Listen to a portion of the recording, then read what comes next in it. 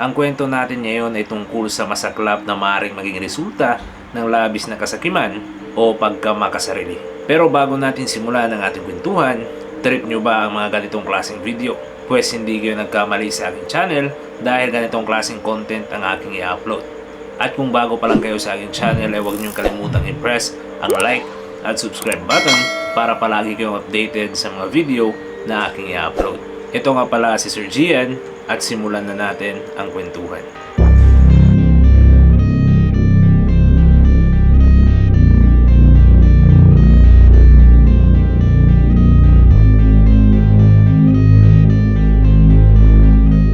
Ang lalaking nasa screen nyo ngayon ay si Chris Smith. Siya ay tubong California na unti-unting gumagawa ng pangalan sa mundo ng lead generation business. Taong 2008 nang unti-unting musbong ang pangalan nitong si Chris dahil sa natural na kagalingan nito sa paggawa ng mga advertisements na agad namang nakakahikayat ng mga potential customers. Kaya naman maraming kumpanya ang tiwala dito sa lead generation business nitong si Chris. At may tuturing din na isang ehemplo itong si Chris na hindi lang sa pagiging tapos sa pag-aaral ang daan patungo sa tagumpay. Kahit hindi siya nakapag-aral ng kolehiyo ay isa naman siyang matagumpay na tao. Dahil sa kagalingan nitong si Chris ay nakuha din niya ang atensyon ng isang taong magaling din pagdating sa lead generation. At ito ay si Ed Shin. Itong si Ed ay nagtatrabaho sa isang lead generation company na ang pangalan ay LG Tech. Ang tao ding ito ay nag-iisang anak sa may kayang pamilya ng Korean immigrants. Siya din ay nakapasok at nakapagtapos sa magagandang paaralan. At itong si Ed din ay isang relihiyosong tao. Di kalaunay kinuha nitong si Ed itong si Chris bilang isang lead generations consultant sa kanyang team. Dito ay walang pag-aalin lang ang tinanggap nitong si Chris ang alok ni Ed. At ang dalawang ito ay agad ding nagkasundo. Or sabihin na natin naging magkaibigan agad sila despite sa pagkakaiba ng kanilang pagkatao. Pero isang bagay ang masasabi natin magkaparehas ang dalawa. At ito ay ang kanilang hangarin na mas yumaman pa.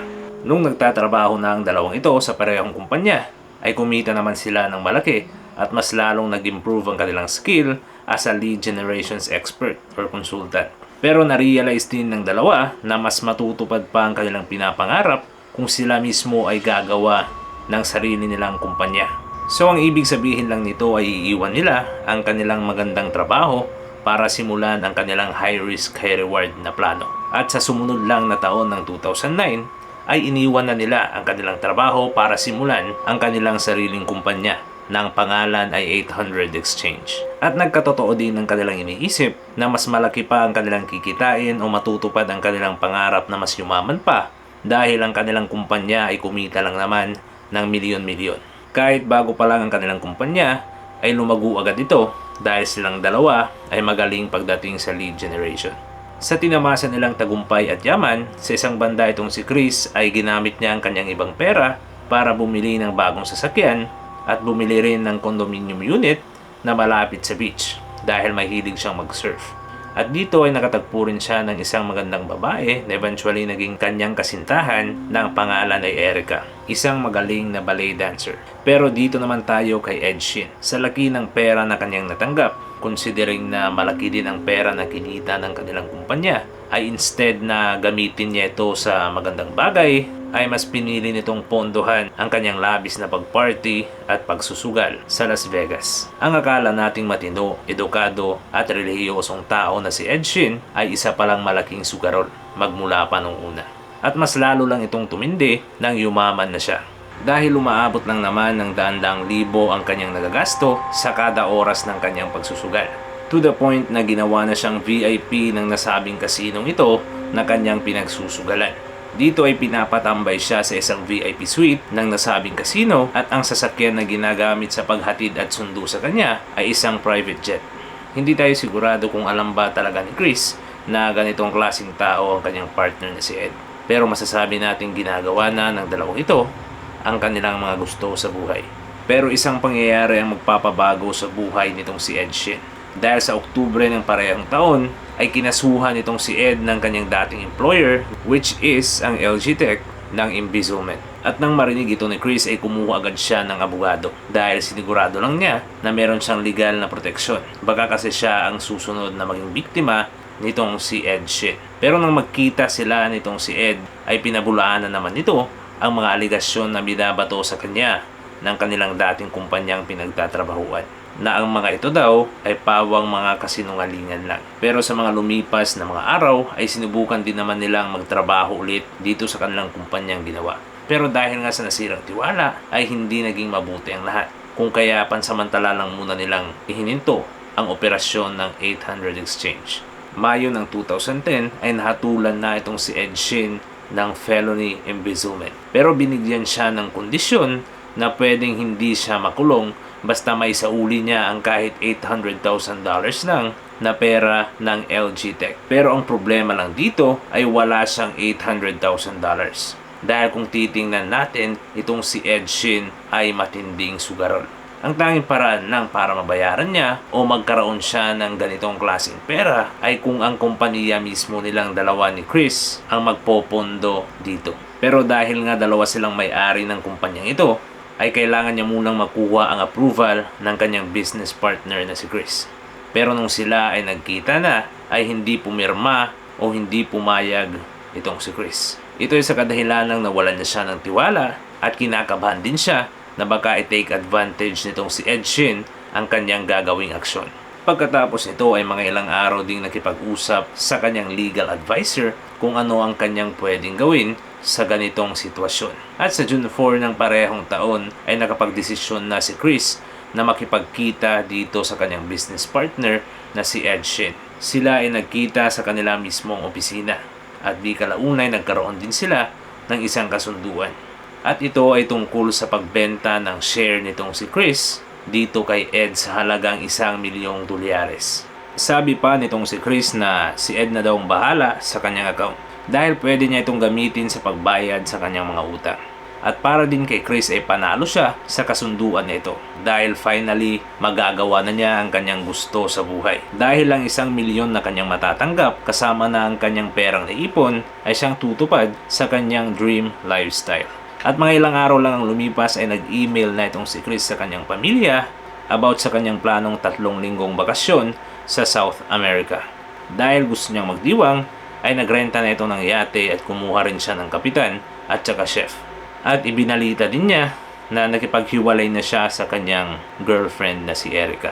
Dito ay nagulat ang kanyang mga kapamilya dahil ang kanilang alam ay nagpaplano na ang dalawa para magpakasal. Pero idinagdag din nitong si Chris sa kanyang email na meron na siyang bagong girlfriend at ang pangalan nito ay si Tiffany, isang former model ng Playboy magazine.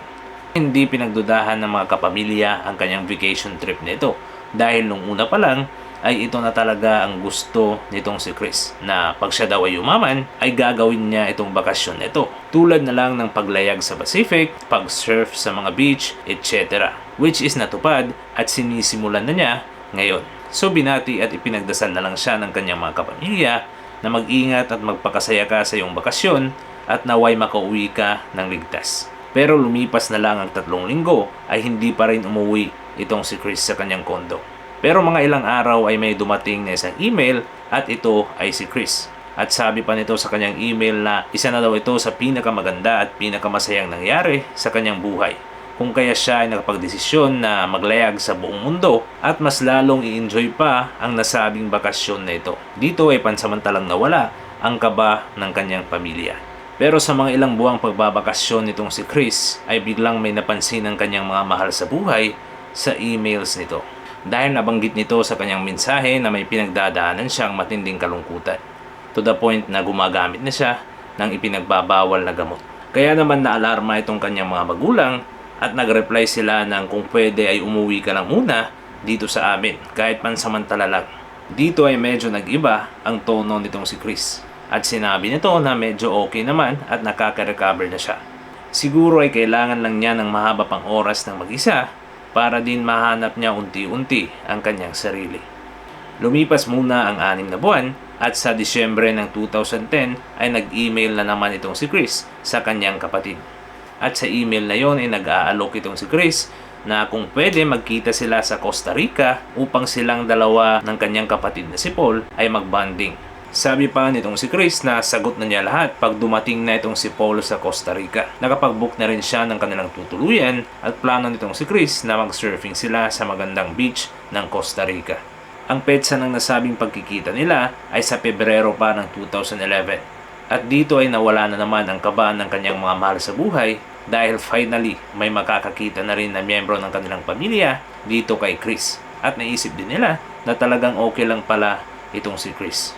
At pagkatapos ng usapan ito ay nag-email na naman itong si Chris na pupunta daw siya sa bansang Congo para magbenta ng gold coins. Dahil ayon pa sa kanya, mahal ang bentahan ng ginto sa nasabing lugar. At pagkatapos ng email na ito ay mga buwan na naman ang lumipas, wala nang sumunod na email galing kay Chris.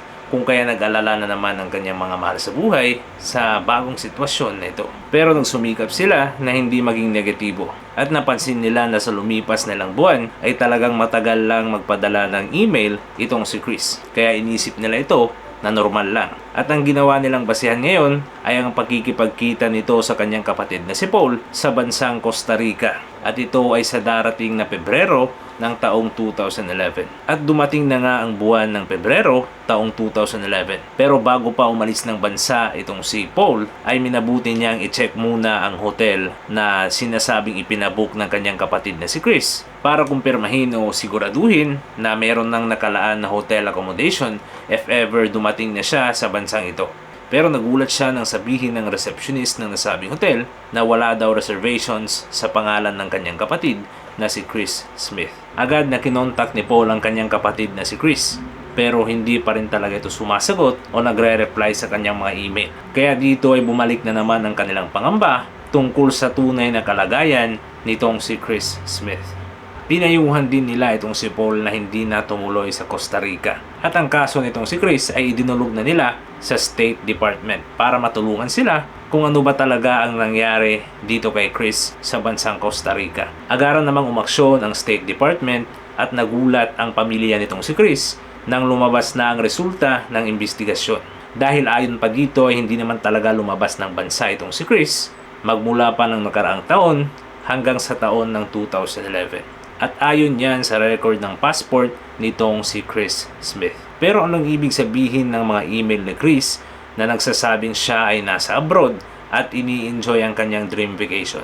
Dahil nga dating pulis itong ama ni Chris Smith ay nagpasya itong magsagawa ng kanyang sariling investigasyon sa kaso ng kanyang anak. At ang una niyang pinuntahan sa kanyang pag-iimbestiga ay walang iba kundi ang business partner nito na si Ed Shin. At nang magkita na sila ng sinasabing business partner ng kanyang anak, ay agaran itong sinabi na mga ilang buwan na silang hindi nagkikita. Pero sinabi din nito ang kanyang pagkakaalam tungkol sa mga peking passport nitong si Chris Smith. Kaya siguro hindi narehistro ng State Department ang paglabas ng bansa nitong si Chris dahil ginamit daw nito ang kanyang peking passport. At dun na nagtatapos ang pagtatanong nitong ama ni Chris dito kay Ed Shin. At dahil wala na siyang ibang lead tungkol sa kung sino pa ang huling nakasama nitong si Chris, ay agad na siyang nag-file ng missing person report. At nang ang mga pulis na ang nagsagawa ng investigasyon, ay una nilang inimbitahan itong si Ed Shin na naman. Pero agad din itong sinabi na hindi talaga sila nagkikita pa nitong si Chris.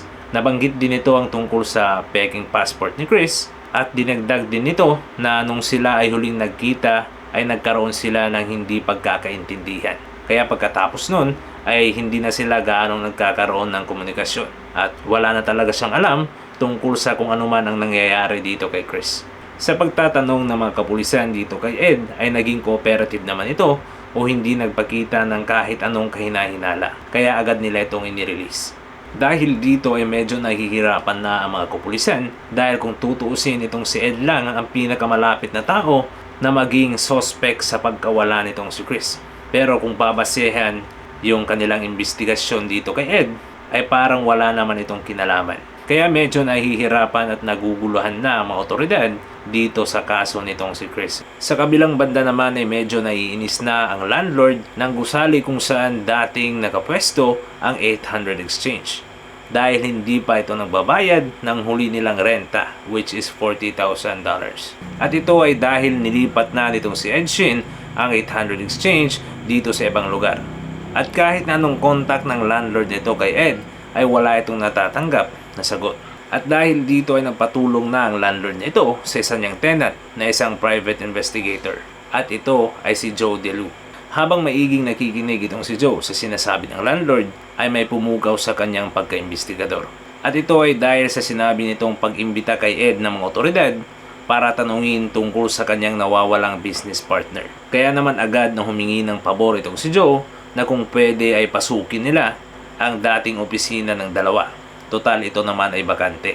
At agaran naman silang pinayagan ng landlord niya ito. Nang buksan na nila ang pinto at tiningnan nila ang loob ng opisinang ito, ay kaagad na bumungad sa kanila ang nagkalat na marka ng dugo. Ang iba ay nakita sa pader ng opisina, ang iba naman ay nasa mesa at sahig, at ang isa ay nasa doorknob. Dahil dito ay hinuli na itong si Ed Shin ng mga otoridad. It turns out na sa araw nang pumunta itong si Chris para makipagkita kay Ed Shin, ay hindi pala nito naibenta ang kanyang business account. Ayon sa salaysay nitong si Ed Shin, ay nagkaroon agad sila ng matinding argumento. To the point na nagkapisikalan at naging violente ng dalawa, at sa proseso ng kumusyon ay biglang nadulas ang paa nitong si Chris at tumama ang kanyang ulo sa isang mesa. Dagdag pa nitong si Ed Shin na maraming dugo agad ang lumabas sa ulo nitong si Chris. Agad siyang tumawag sa kanyang kaibigan para tumulong sa pagdispatsa sa katawan nitong si Chris. At ang nasabing taong ito ay binayaran niya ng mga ilang libong dolyares. Pagkatapos maalis ng katawan nitong si Chris sa kanilang office, ay sinimulan na ni Ed na nakawin ang mga pera sa kanilang kumpanya. At ito ay kanyang ibinayad sa kanyang mga pagkakautang dito sa dating kumpanyang kanilang pinagtatrabahuan, which is ang LG Tech. At ang iba naman ay sa pagkakautang niya sa mga casino ng Las Vegas. Pagkatapos nito ay hinijack niya ang email ni Chris.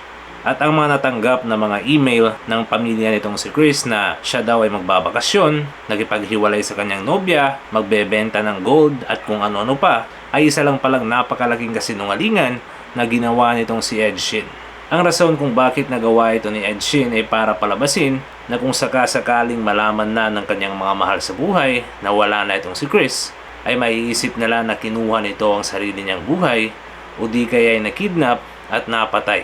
At ito ay para din mawala na ang kanyang koneksyon sa pagkawala nitong si Chris Smith.